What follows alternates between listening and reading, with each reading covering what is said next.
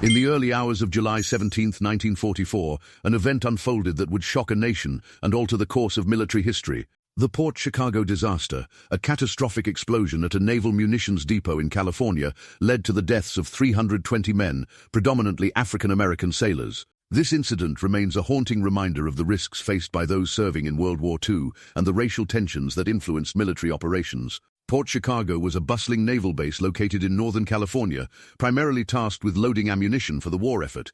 At this time, the United States was deeply engaged in World War II, and the demand for munitions was at an all-time high.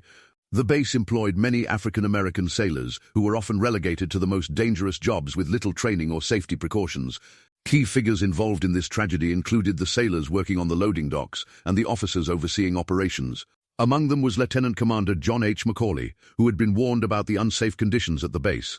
Despite these warnings, the loading operations continued, highlighting a troubling disregard for safety and the lives of those involved. In the days leading up to the explosion, tensions were rising. Sailors had expressed concerns about the dangerous conditions, but their voices were largely ignored. On that fateful day, the sailors were tasked with loading munitions onto a ship. The atmosphere was tense, and the men were aware of the risks they faced, yet they had no choice but to comply. The explosion occurred at approximately 10:18 p.m., resulting from a spark igniting the munitions being loaded. The blast was so powerful that it registered as a 3.4 magnitude earthquake and was felt miles away. Buildings were leveled, and debris was scattered across the area. The immediate aftermath was chaos, with fires raging and survivors struggling to comprehend the devastation. In the wake of the disaster, an investigation was launched to determine the cause.